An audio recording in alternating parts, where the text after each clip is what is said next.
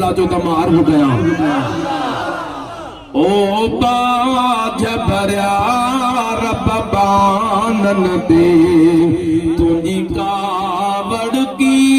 अठही सघंदी ओ बाज भरिया रब बानन दे तुझी कावड़ की अठही सघंदी ओ करीम असां जीविया चमड़ी कजण गबिकान सही सघंदी ॾाढा सुभान अल्लाह जो तमाम पेश तुंहिंजी दोज़ कवारी बाहि खां हिन बाहि पिया पनाह घुरी त पोइ कहिड़ी तरह तुंहिंजी दोज़त में इंसान जी ज़ात रही सघंदी त पोइ कहिड़ी तरह तुंहिंजी दोज़त में इंसान जी ज़ात रही सघंदी पोइ करीम असां जीविया चमड़ी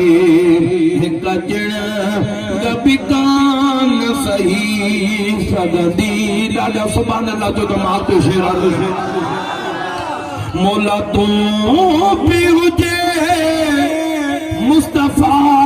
बि हुजे असां पोइ बिन धर काथी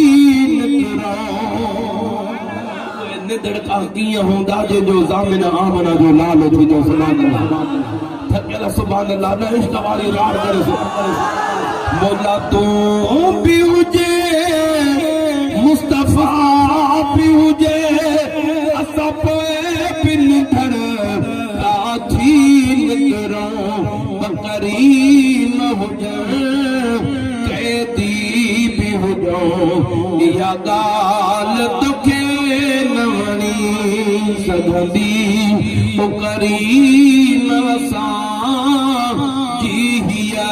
चमड़ी कजण गबिकान सही सघंदी ॾाढा सुभान अल्लाह जो तमाम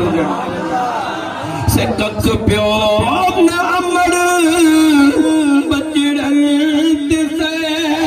तूं आराम कीअं उछलींदे मुंहिंजा मौला अमड़ जे दिल में त हिकिड़ी रहम जी ज़री ॾिनी अथई उहो बचनि ते कख नथी सहे तूं त रहमत जो मालिक आहे तूं कीअं चाहींदे त महबूब जा उम्मती दोज़ख में सड़नि ॾाढा थकियल सुभान अल्लाह जो हथ मथे करे सुभान अल्लाह जो कख पियो न अमड़ बचड़न दिसे तूं आराम कीअं उछलींदे मां पीउ खां वधि तोखे प्यारा हो अहिड़ो प्यार अमड़ न ॾेई सघंदी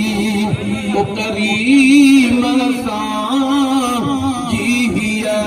चमड़ी कजण गबिकान सही सघंदी ॾाढो सुभान अल्लाह जेतिरी महबूब जी शफ़ा में पक अथव हे लफ़्ज़ ॿुधी करे पोइ सीने जो ज़ोर लॻाए दस्तगीर जो नारो ॿुधा जा बेड़ो पार थी वेंदो आशिक़ छा थो चवे मां केॾो पी पी हथ बेकार आया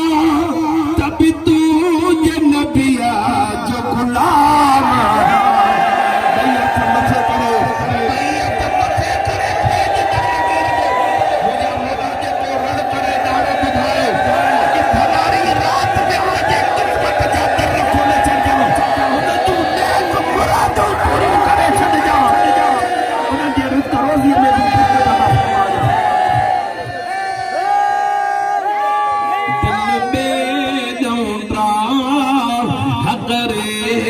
दिल यार दान रही सघंदी ओ करीम सां जीविया चमड़ी कजण गबिकान सही सघंदी लाॾा रड़ करे सुभान अल्लाह जो दुआ कयो त हिन भलारी रात जे सदके अल्लाह ताला नबी जो सॼो